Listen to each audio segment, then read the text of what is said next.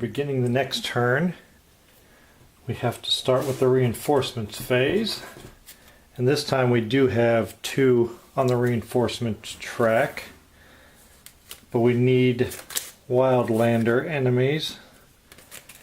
So I'm going to keep drawing until we get wildlander enemies. And hopefully we got a Ravenok Stalker, 2 Ravenok Stalkers, both wildlanders.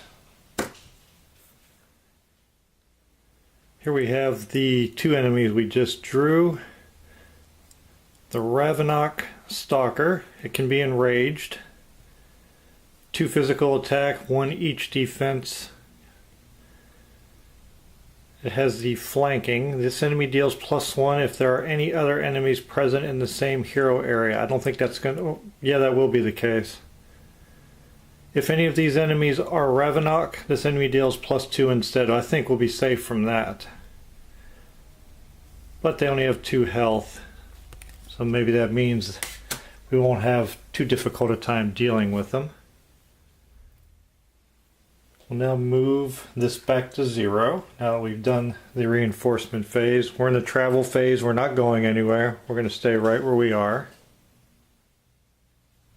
We're in the pursuit phase. Sekki has an enemy focus of 11. Durgin has a 12, so he will get the first enemy in his hero area. And that will go from 12 down to 6, which puts him only 1 away from adding a reinforcement again. A Sekki will get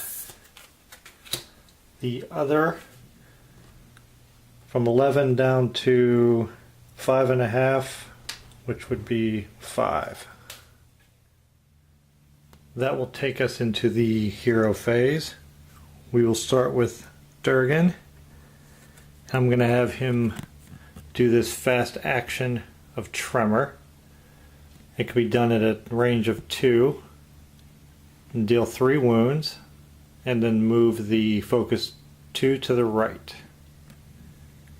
What I'm going to do is I'm going to target the Ravenok Stalker over here that's at a range of 2, and it has... I'm going to need both my hands. Apparently I might need 3 hands. Okay, there we go.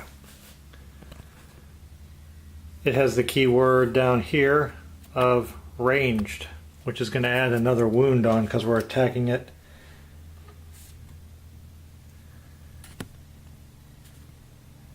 Well, I don't think that counts though. No, it doesn't. This doesn't have the keyword ranged. But that's okay. For the purposes, I didn't need that extra wound. So this is going to do 3 wounds. It has a resistance of 1. So it's going to take 2. My enemy focus will move 2. It's going to pass the reinforcement mark. So we'll take another out of the token holding box also. And I discard that because I played it from my hand. 2 is enough to eliminate this Ravenok Stalker. Plus, whenever 2 or more wounds are placed on an enemy when we're resolving an effect at a range of 2 or higher, we can place an objective token. So now we have 5 on there. As long as a token doesn't come off of there for some reason, we will meet the end objective. Next, I'll take his regular action to resolve any one action of a weapon card in my hero area. This is the weapon attack card. If the action deals any physical or magical damage, I can deal an additional 2. I will play this, and that's going to move over 1 for playing it. I'm going to use the fast action on my short sword. Deal 1 damage, You may discard a combat card to deal an additional. I won't be doing that extra action, but I'll deal the 1 damage and move the focus over 1. And then I will activate this. If the action deals physical damage, I can deal +2. So I'm going to do that also. To give me a total of 3, I'm attacking this Ravenok Stalker here. And it only has 1 physical. So, or 1 physical resistance and only 2 health. So that means that's enough to take care of it. I had to move this over 2, which means I passed the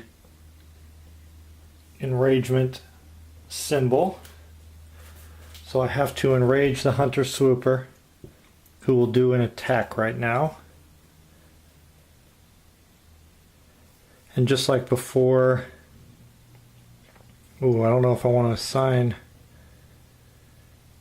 to that ally or not. I don't want to bury a card, so I will assign that attack to Anthea, who's going to take a wound. Yeah, it's going to take a wound because of the... Yeah, it's not a ranged enemy. Okay.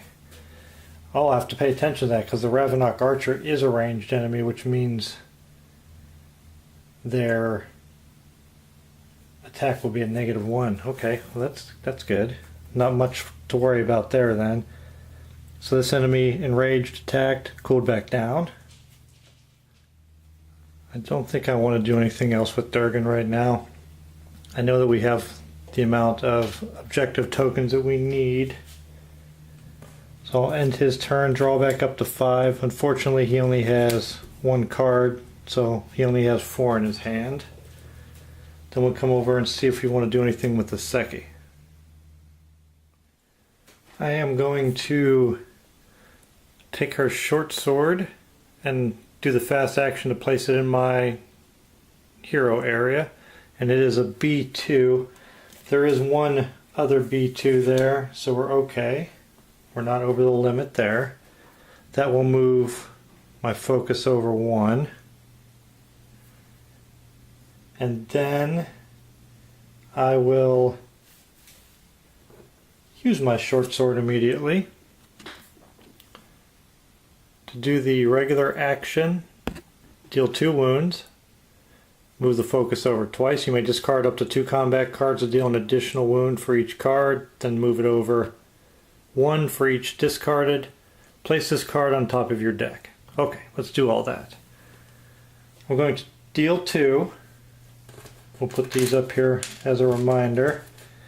And this is a bladed weapon, and the Ravenok Archer has the bladed keyword, so an additional wound gets placed on it immediately. And I don't need to discard any cards because I'm already at 3 wounds and he only has a resistance of 1.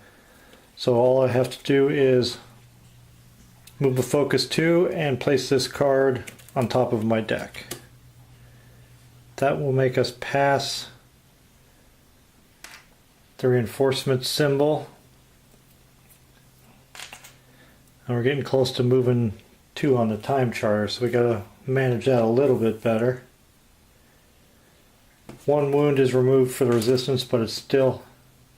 Oh, it does 3. It has 3 health.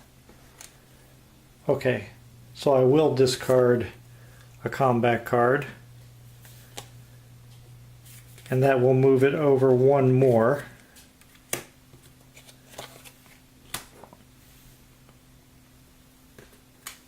For a total of 4. Remove 1, and then that's 3. That's enough to take care of the Ravenok Archer. And we'll get an additional token. Oh, we almost were able to wipe out all the enemies. I'm going to play the Song of Reprieve from her hand as a fast action. And I believe this was a regular action, was it not? Yes, it was. So she already did a regular action. So I'll play the Song of Reprieve as a fast action. And I'm going to take up to 3 wounds off any number of allies. And then I'll move the enemy focus 1. Clear these wounds off of Anthea. And I don't think I have anything else I want to do with her. I'll use Flavi's ally action to move the enemy focus over 1 to the left. I'm not quite done. Perseverance of the Bard reflex. Whenever you discard any number of song cards for any reason, you may move 1 song card from your discard pile to the bottom of your deck. And I'm going to do so with the Song of Reprieve. Move it to the bottom of my deck. That's one less thing I'll have to heal. That ally action is an attack. This ally action has him draw a card, but then it would move his focus over 1. Oh, he can't draw a card anyway. Okay, we'll leave it the way it is then. And that'll be it for her. She'll draw back up to 5, so she needs 3 cards to get back to 5, and she only has 3 cards. So I get my Songs of Reprieve back and my short sword back. And now we'll move into the defense phase. We only have 1 enemy, and we're going to assign that enemy to Anthea. The enemy will do 1 wound to her. That was a quick defense phase. We don't have any conditions that need to be resolved on any enemies or players. That'll take us into the encounter phase. And you can see if an active encounter is in play, check the end conditions. If they are met, resolve the encounter aftermath in order. So we'll go through each of these steps, A through F.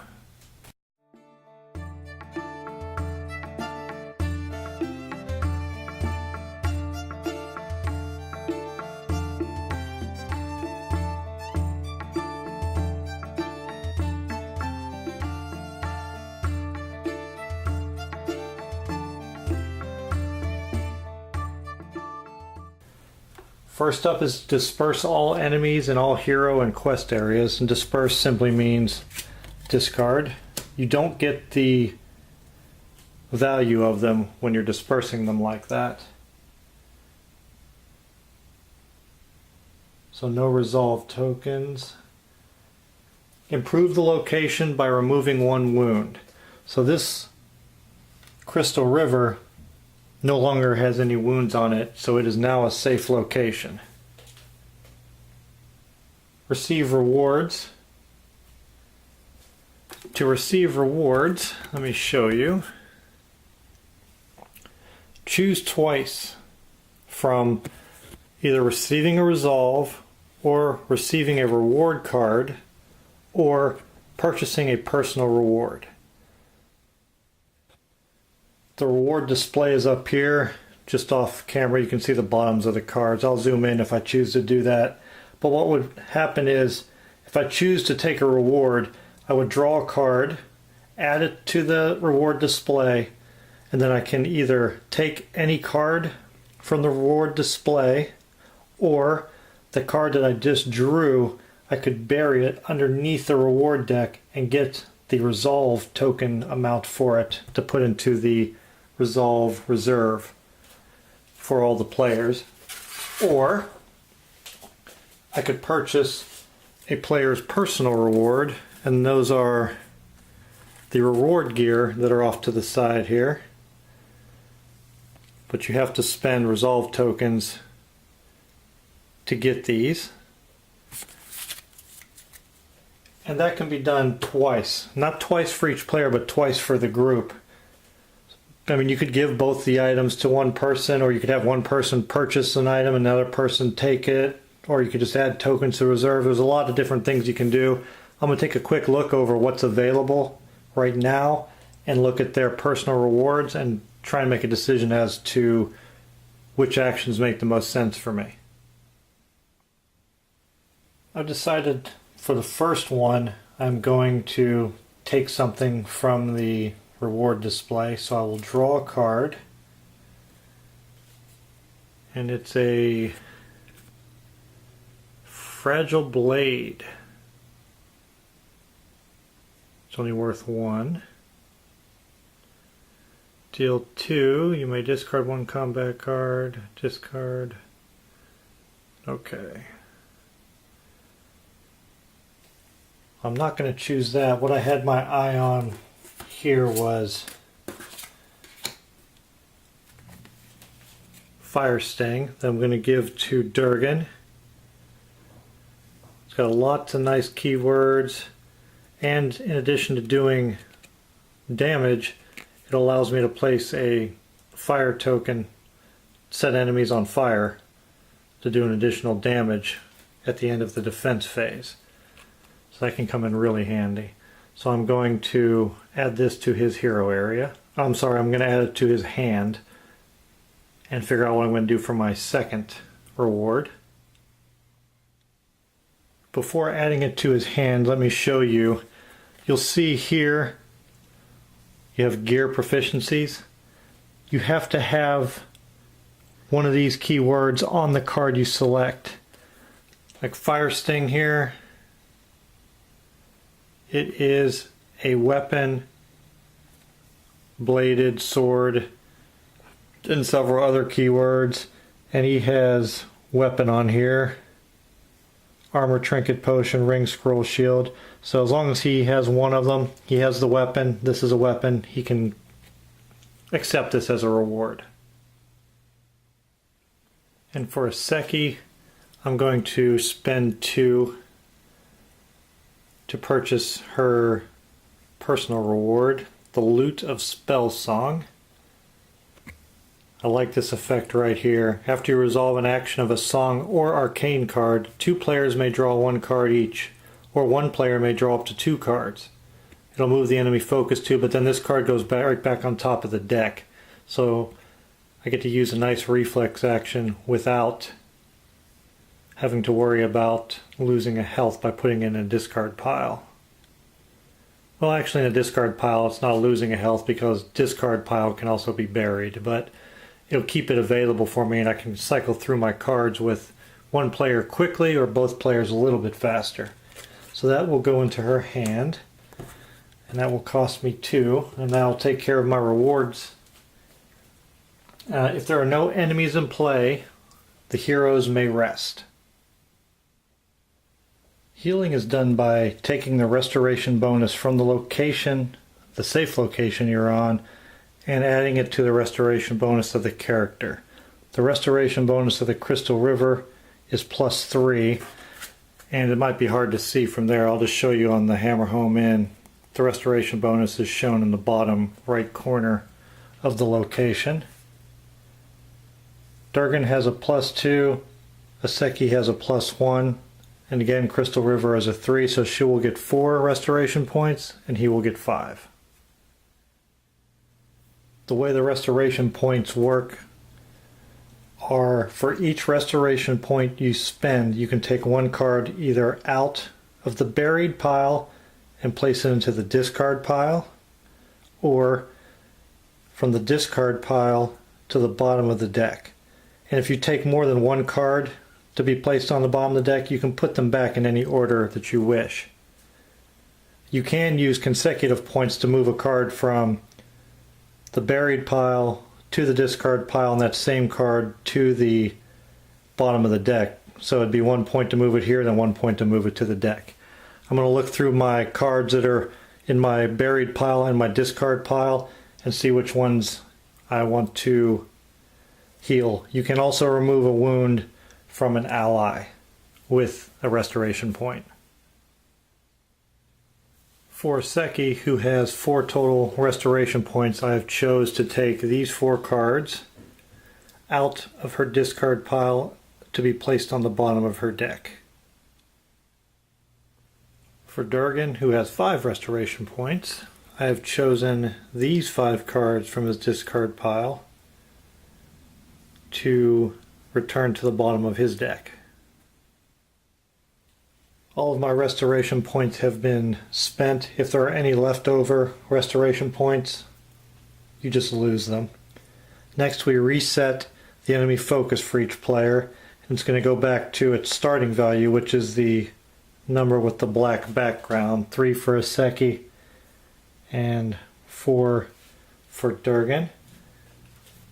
Then we will discard the active encounter since we have completed it.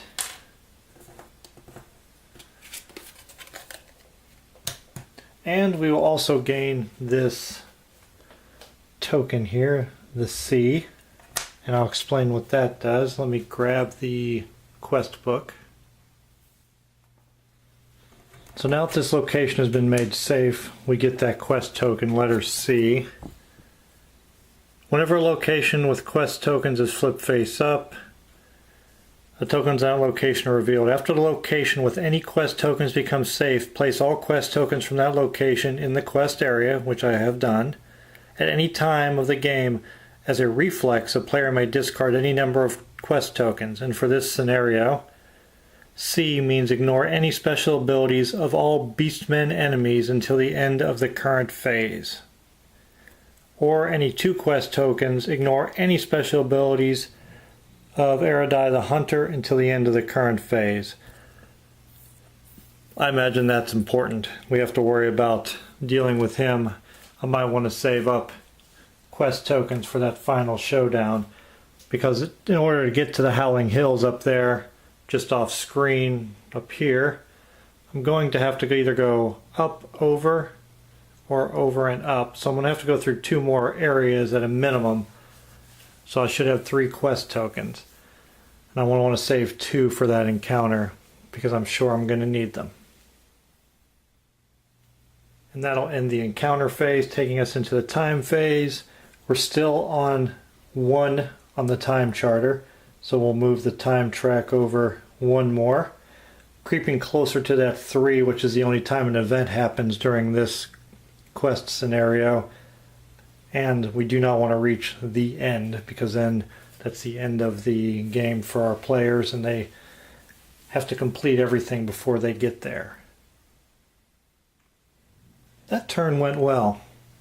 We've gained some personal rewards, we gained some advanced feats, we were able to heal. I think I might spend another turn at this location and just heal everybody up completely. Not sure yet, but I think that's what I'm going to do. We do have an exhausted ally, and Anthea has 1 wound on her. Maybe we'll take care of that too here. We're 1 token away from moving